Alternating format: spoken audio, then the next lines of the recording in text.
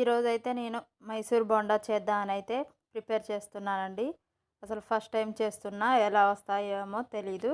కానీ ముందుగా అయితే ఒక కప్పు పెరుగు వేసుకొని మంచిగా కొన్ని వాటర్ పోసుకొని అయితే కలుపుకోవాలండి. తర్వాత ఒక కప్పు మైదా, ఒక కప్పు గోధుమ పిండి వేసుకొని కొంచెం కొంచెం వాటర్ పోస్తూ మంచిగా పిండి కన్సిస్టెన్సీ వచ్చే వరకు అయితే మంచిగా కలుపుకోవాలండి. చూసారు కదా, వీడియోలో చూపిస్తున్నట్టుగా అయితే కలుపుకోండి.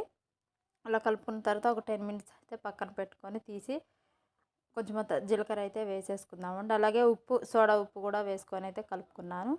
మంచిగా ఆయిల్ పోసుకొని ఆయిల్ హీట్ ఎక్కిన తర్వాత అయితే మంచిగా వేస్తున్నానండి. ఇలా అయితే వచ్చాయి.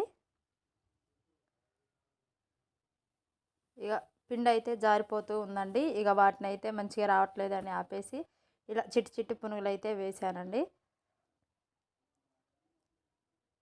ఫస్ట్ టైం చేశానండి, కానీ రాలేదు. ఇలా పునుగులు కూడా వేస్తే చూడండి, చిన్న చిన్న తోకల్లాగా అయితే వచ్చాయి. ఎలా ఉన్నాయో కామెంట్ అయితే చేయండి. నవ్వొద్దండి ప్లీజ్.